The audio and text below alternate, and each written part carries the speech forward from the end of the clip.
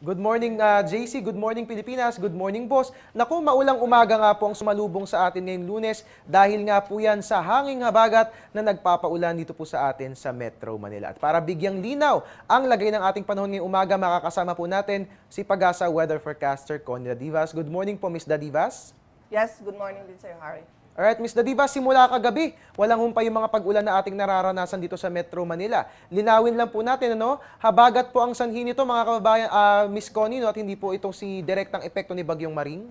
Tama po yun, dahil po sa Bagyong Maring, nahatak ang tinatawag nating hanging habagat, kaya po nagpapaulan ngayon sa Metro Manila at halos buong Luzon hanggang Southern Luzon at Western Visayas. Alright, Ms. Dadivas, kaugnay niyan, inilabas nga ng Pag-asa ang red rainfall warning signal para dito po yan sa atin sa Metro Manila. Para sa kapakanan ng ating mga taga-subaybay, ano po bang kaakibat itong weather at alin pong mga bahagi ng ating metro, alin bahagi po ng Kalakhang, Maynila ang kasali rito?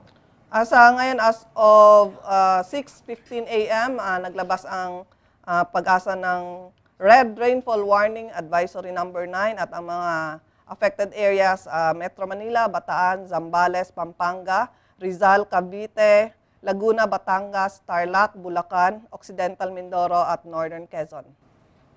Alright, Ms. Dadivas, ano bang aasahang lagay ng panahon? Kapag sinabing red rainfall warning signal, magiging malakas po ba ang pag-ulan? Hanggang kailan po magpapatuloy ang mga pag-ulan kapag ganyan? Tama po yun. Ito pong red rainfall warning po, ibig sabihin ay intense to torrential. So, ibig sabihin malakas na itong mga pag-ulan na inaasahan natin at tatagal po ito hanggang sa 2 to 3 hours. Alright, Ms. Dadivas, ngayon naman po, balikan naman po natin itong si Bagyong Maring. Dahil nga hindi po tayo nakararanas ng direct effect sa kanya, pero ganun pa man siya ang nagdadala ng habagat sa atin. Ano po bang lokasyon nitong bagyo?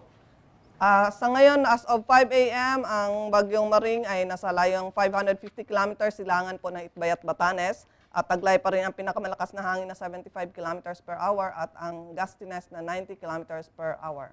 Alright, Ms. Dadivas, bakit po ganun? Kasi mapapansin po natin sa mga forecast, kadalasan po kasi dapat ang direksyon ng bagyo west-northwest. Pero itong direksyon po nito ni Bagyong Maring, pasilangan po ang kanyang pagkilos. Ano po bang dahilan? Bakit ganyan ang kanyang direksyon?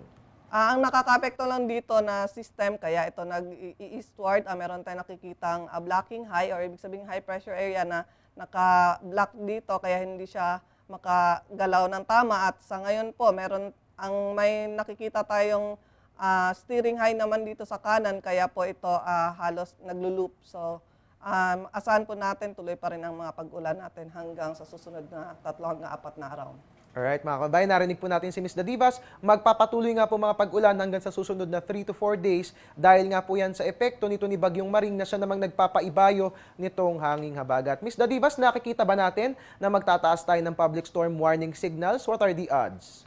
Sa ngayon po kasi sa nakikita natin na yung galaw ng Bagyong Maring, hindi naman po ito direktang lalapit sa lupa. So hindi natin nakikita ang kailangan magtaas tayo ng warning signals dito sa Kalupaan or sa Luzon. Pero lang po kung lalapit ito sa may bandang Batanes or mahahagip ng gustiness or may direktang epekto ito sa may Basco Batanes or extreme northern Luzon, posible pang magtataas ng warning signal. Alright, Ms. Dadivas, posible ba na mag-intensify pa itong si Bagyong Maring at lumakas bilang isang typhoon? Habang nasa karagatan pa po ito, nakakakuha pa rin po ito ng lakas. So asahan po natin, posible pa rin pong lumakas ito at pwede pa rin siyang maging typhoon. Alright, Ms. Dadivas, ito pong tanong na pinakaabangan ng lahat, kailan po ba talaga lalabas ng ating bansa itong si Bagyong Maring at kailan po tayo makararanas ng improvement sa lagay ng ating panahon?